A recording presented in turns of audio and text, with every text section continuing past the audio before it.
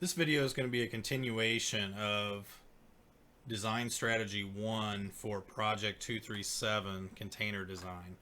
We're using the example from the curriculum in order to create a container and just use some tools within Autodesk Fusion to be able to make sure that this container is ready and designed properly. So we've already designed the container bottom. With that, you can notice that the active component is the container bottom. I'm going to go ahead and select the top level assembly. We're going to create a new component, and with that, we'll call this container top and select OK. We're going to go ahead and create a new sketch. We're going to choose the top face of the lip edge of our container. And with that, I'm going to go ahead and utilize the create menu and utilize project/include or project. For future operations, I'm going to use the P key on the keyboard, which is the shortcut to run the project tool. I'm going to go ahead and select here, but I also want to select the inside and outside profile. So everything that I have, I really just want to select everything and select OK. This is going to give me all of the geometry of our shape. And I'm going to go ahead and finish the sketch. With that, I'm going to go ahead and select extrude. And for this first extrusion, I'm going to select all of this and set that to be 2 inches, which is going to represent the stock that we'll use to cut the top component. So in order to continue to do the rest of this, I'm actually going to hide the container bottom by turning the visibility off. I'm going to open up the container top and open up the sketches.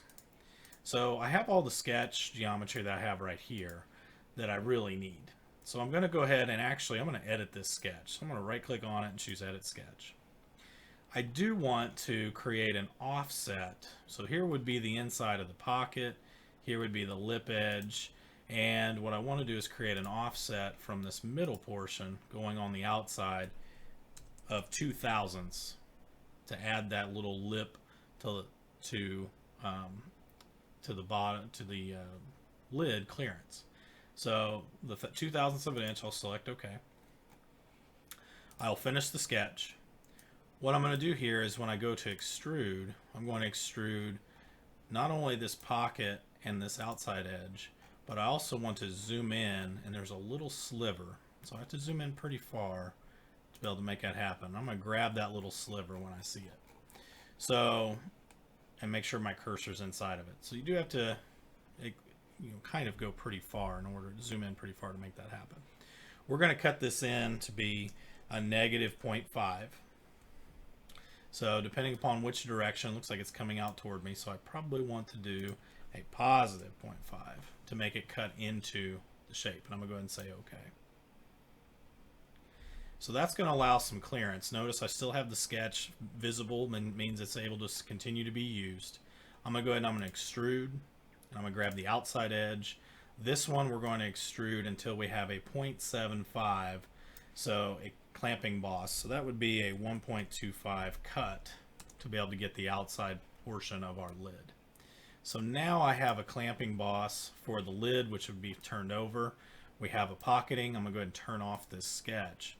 We have a pocket in the top to allow for the lid to sit into around the lip, and we have a little bit of clearance so that way it fits together really well.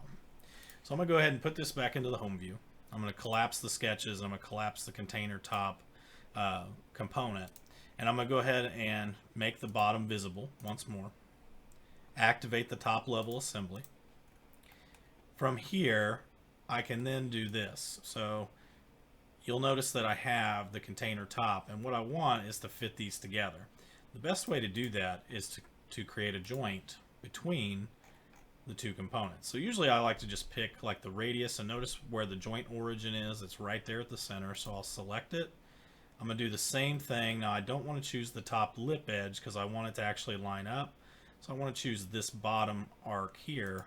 Same location, they should match, and the top and bottom should fit together. Now to see this kind of design as it is, I'm going to go ahead and with the top level active, I'm going to create a sketch. Choose the top. I'm going to press the P key to run the projection tool. Select inside the shape. Select OK. finish the sketch. The top boss is 0.75 thick, so I'm going to cut down to create that, to get rid of it. I'm going to do the same thing on the bottom. Create another sketch, project, click inside the shape, finish the sketch, and extrude, which would be a negative 0.5. So here's what our container will actually look like when it's all put together. One thing that might be good to kind of check is going to be to utilize under the inspect panel interference. I can select the two components, and I'm going to uncheck include coincident faces, but I'm just going to click compute. Notice it says no interferences were detected.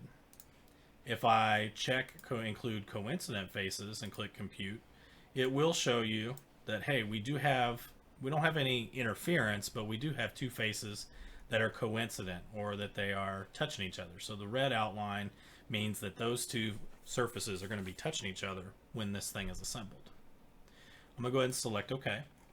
The other way to check that's kind of neat is to utilize the section analysis tool. So the cut plane, I can use one of the work planes. Let me flip this around so we can see this a little bit better by 180 degrees. And here you'll be able to see inside of the container, and mainly look and be able to see what kind of clearance that you have. So if we look at this from the front, you'll see there's a small amount of clearance between that lip edge and inside of the lid, which is what we were looking for as we created the container. So if I want to turn off the section analysis, I can always hide it. And the one thing that we can do is we can also utilize the timeline, because right now we could utilize this together, but if we want the separate components, we can back this up to the point of before it was joined, and you could also then move into the manufacturer workspace to start to do your setups.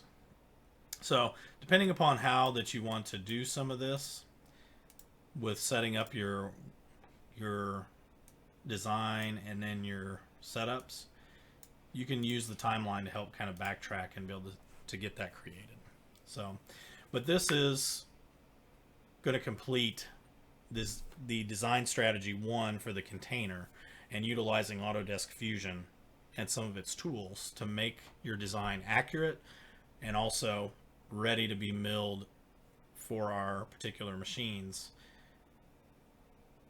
for this project.